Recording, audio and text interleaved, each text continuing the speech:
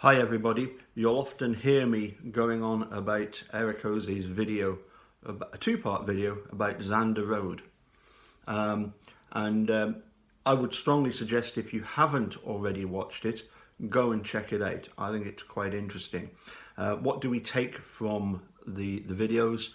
It's basically the fact that Paul Metz reports a strong, a vile smell, the sound of a whoosh, which he claims came from 4.5 miles south of him at the Avery property, but quite clearly is actually next door neighbour Zander Road, and that's the property that Stephen Avery was going to buy for himself with his part of his 36 million. There's a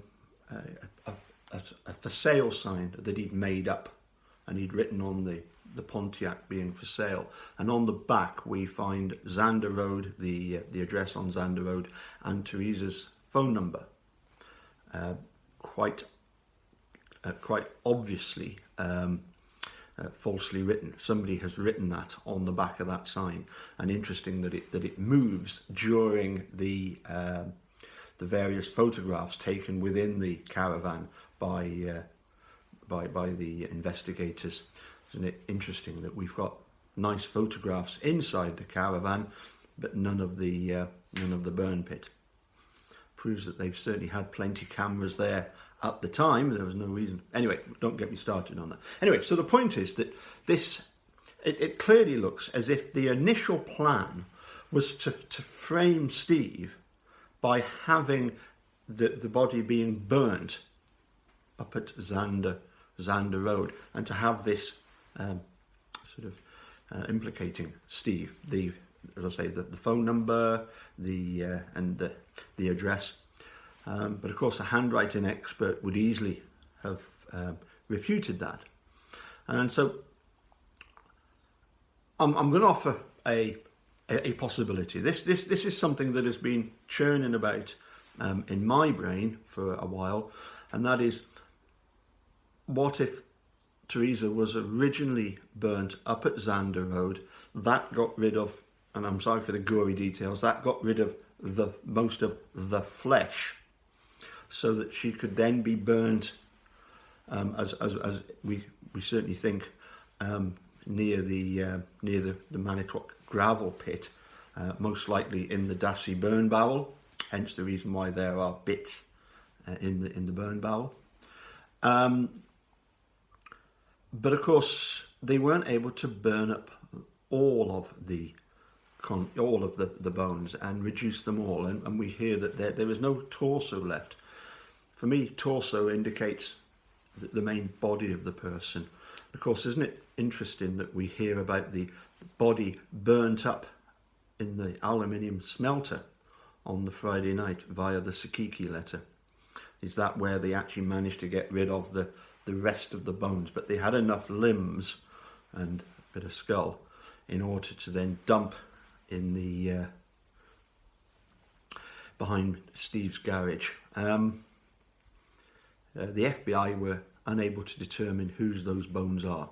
We just don't know who those bones are. Kathleen Zellner says she's almost certain that they are Teresa's, we have no reason to suspect that they're not, but we don't have any confirmation of that. Or do we know that they are Teresa's? Well,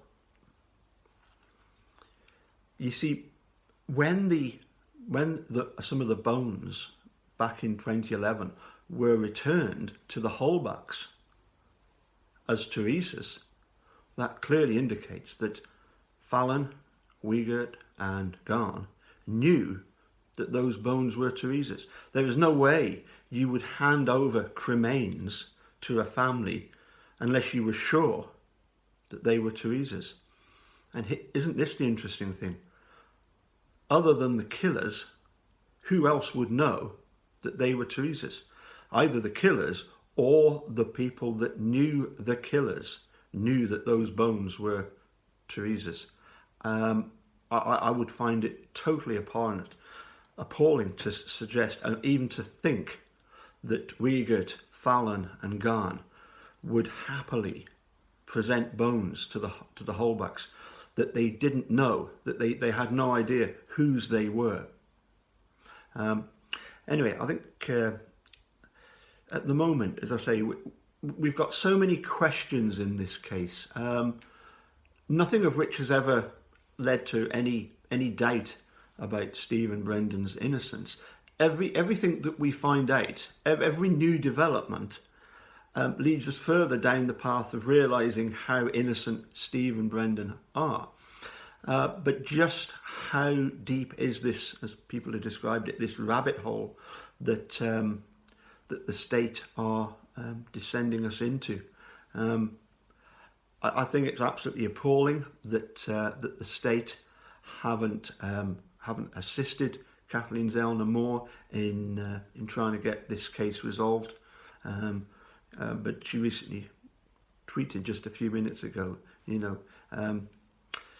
somebody, think that obstacles in the way of the path are obstacles, but no, these obstacles are the path. They are the things that are leading her to the truth. And the recent civil suit by Mike Griesbach and Andy Colburn, that could be absolutely fantastic in finding out more about this case. But most important, we need Kathleen Zellner to get hold of these bones, which will be quite appalling if the Holbachs have buried them and they have to be exhumed. That really is a disgrace, an insult to the memory of Teresa if they've done that. Anyway, that's all I've got time for today. Catch you again soon.